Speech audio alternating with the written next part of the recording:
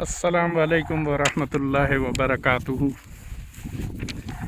یہ جس جگہ ہم کھڑے ہیں یہ جگہ نجد میں ہے، دریا کہلاتی ہے، اور یہاں حضرت ابوبکر صدیق رضی اللہ تعالیٰ عنہ کو حضور اکرم صلی اللہ علیہ وسلم نے سریے کے لیے بھیجا تھا بنو کلاب کی طرف۔ بنو کلاب میں نجد میں مسلمانوں کے خلاف اکٹھے ہوئے تھے، اور اس کے لیے حضرت ابوبکر صدیق کو ان کی سرکوبی کے لیے بھیجا گیا تھا۔ تو شعبان سن 7 ہجری میں رسول اللہ صلی اللہ علیہ وسلم نے حضرت ابوبکر صدیق رضی اللہ تعالیٰ عنہ کو نجد میں دریا کے نواح میں بنو کلاب کی طرف روانہ فرمایا تھا۔ حضرت سلمہ بن اکو رضی اللہ تعالیٰ عنہ فرماتے ہیں کہ ہم نے ابوبکر کے ساتھ مل کر جنگ کی مشرکوں کو قیدی بنا لیا اور انہیں قتل کیا۔ اس جنگ میں ہمارا اشعار کوڈ ورڈ امت امت امت امت تھا، یعنی مارو مارو۔ سلمہ بن اکو ہی کا بیان ہے کہ رسول اللہ صلی اللہ علیہ وسلم نے حضرت ابوبکر صدیق کو فزارہ کی طرف بھیجا، میں بھی ان کے ساتھ گیا۔ ہم نے گاؤں کے پانی کے نزدیک پہنچ کر پڑاؤ ڈالا، صبح کی نماز پڑھ کر حملے کا آغاز کر دیا اور ان کے پانی پر پہنچ گئے، اور ہم نے حضرت ابوبکر صدیق کے ساتھ مل کر کچھ افراد کو قتل کیا۔ اچانک میں نے دیکھا کہ لوگوں کی ایک جماعت جا رہی ہے جس میں ان کے بچے بھی تھے۔ مجھے خطرہ محسوس ہوا کہ میرے پہنچنے سے پہلے وہ پہاڑ میں پناہ نہ لے لیں، غالباً وہ پہاڑ یہ ہو سکتا ہے۔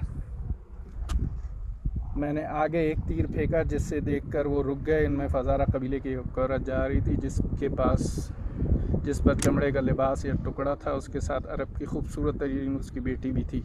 میں ان کو ہانک کر حضرت ابوبکر صدیق رضی اللہ تعالیٰ عنہ کے پاس لے آیا تو ابو بکر نے وہ لڑکی مجھے ہبہ کر دی۔ میں نے اس کا لباس نہیں کھولا تھا حتیٰ کہ مدینہ منورہ آ گئے۔ رات وہ میرے پاس رہی مگر میں نے اس کا لباس نہ کھولا۔ صبح رسول اللہ صلی اللہ علیہ وسلم مجھے بازار میں ملے، فرمانے لگے سلمہ وہ عورت مجھے ہبہ کر دو۔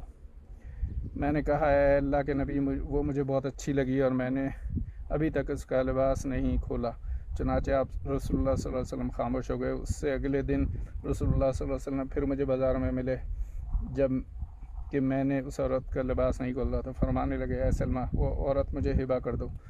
میں نے کہا اللہ کے رسول وہ آپ کی ہے۔ حضرت سلمہ بن اکو رضی اللہ تعالیٰ عنہ فرماتے ہیں کہ رسول اللہ صلی اللہ علیہ وسلم نے اس لونڈی کو مکہ روانہ کر دیا اور اس کے بدلے میں قیدی چھڑا لیے۔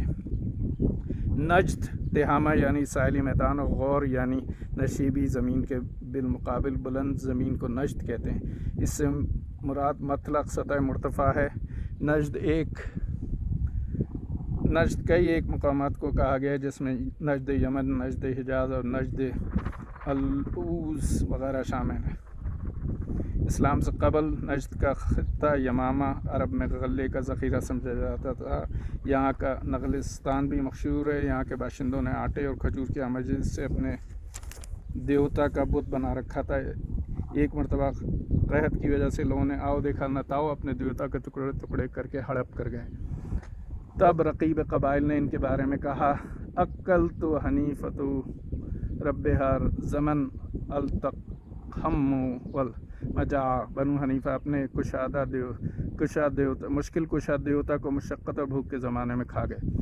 رسول اللہ صلی اللہ علیہ وسلم کی وفات کے بعد یہ علاقہ مرتدین کی آماج گاہ بنا رہا، خصوصاً مسیلمہ کذاب کا قبیلہ بنو حنیفہ ارتداد میں پیش تھا۔ پھر صحابہ کرام اور خلفائے راشدین نے اس علاقے کے لوگوں کو اتنا راسخ العقیدہ کر دیا کہ بعد میں ارتداد کا اعادہ نہ ہو سکے۔ دریا نجد کے خاص علاقے میں حضرت ابوبکر نے جنگ کی، وہ دریا کہلاتا ہے۔ دریا کے معنی درختوں والی ہموار زمین کے ہیں۔ یہ دیکھیں یہ سامنے درخت ہیں اور زمین بھی ہموار ہے۔ تاریخ میں یہ ایک آباد بستی رہا ہے جو کہ مکہ سے بصرہ کے راستے میں واقع ہے، مکہ کے زیادہ قریب ہے۔ یہ بنی کلاب کی بستی ہے۔